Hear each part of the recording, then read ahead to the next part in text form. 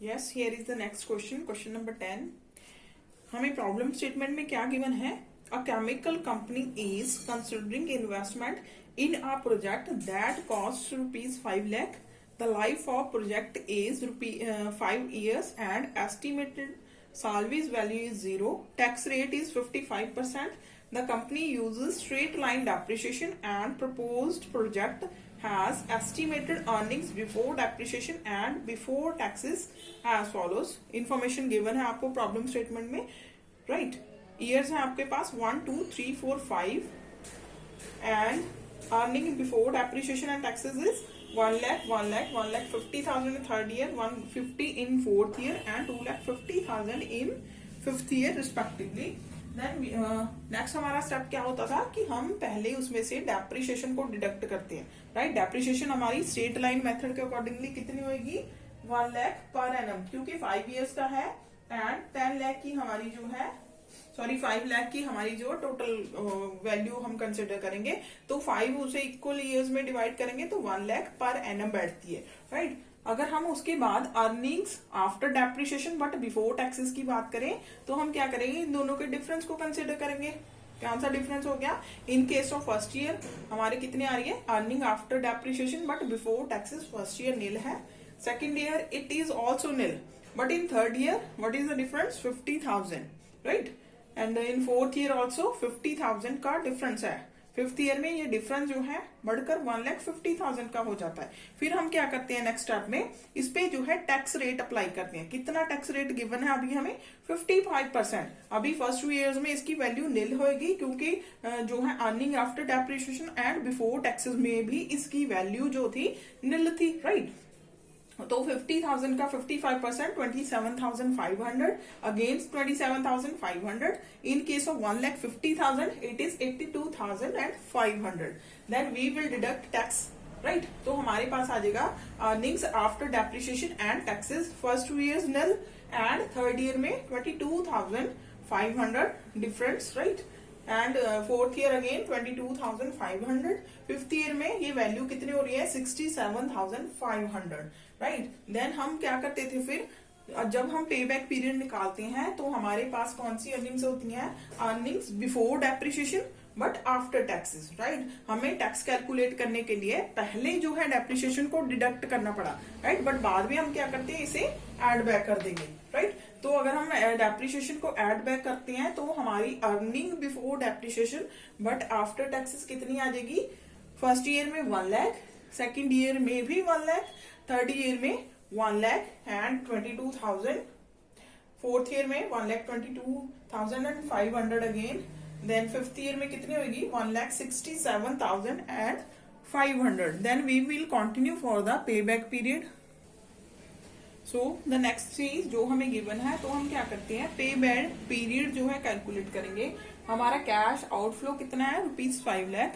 Cash inflows की अगर हम बात करें तो first year 1 lakh, second year also 1 lakh, third year 1,22,500, fourth year 1,22,500 and in fifth year that is 1,67,500. If we are going to sum of these all then हमारे पास कितनी value आती है? 6,12,500, ठीक है? That is more than our initial cash outlay. तो हम क्या करते हैं? तो पहले 4 years का जो है कॉम्बिनेशन यूज करके देखते हैं, उसके अकॉर्डिंगली हमारी वैल्यू कितनी आ रही है राजे? 4,45,000, जो कि इनिशियल कॉस्ट जो हमारी कॉस्ट ऑफ एक्विजिशन है उससे कम है. तो दैट मीन्स क्या है कि 4 years तो कंप्लीट है पे बैक पीरियड के, बट जो फिफ्थ ईयर है, राइट?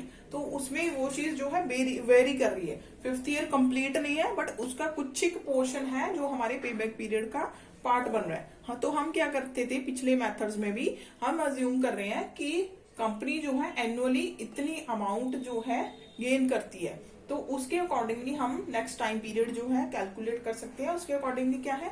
4 years जो हमारा ये वाला टाइम पीरियड है, बट इसमें क्या है? हमारी इनिशियल कॉस्ट कंप्लीट नहीं हुई, तो 4 years कंप्लीटेड प्लस जो हमारी इनिशियल कॉस्ट है उसमें से हम एनुअल जो हमारा इनफ्लो है जो हम अज्यूम करके चल रहे हैं कि कांस्टेंट हम इसे अर्न करेंगे ही करेंगे, उसे इस यहाँ से डिडक्ट कर देंगे और फिर जो हमारी 5th ईयर की वैल्यू है उसमें से भी सेम अमाउंट जो है उसे डिडक्ट करेंगे। तो उसके अकॉर्डिंगली हमारा जो है pay back period that is equal to 4 years and 3 months।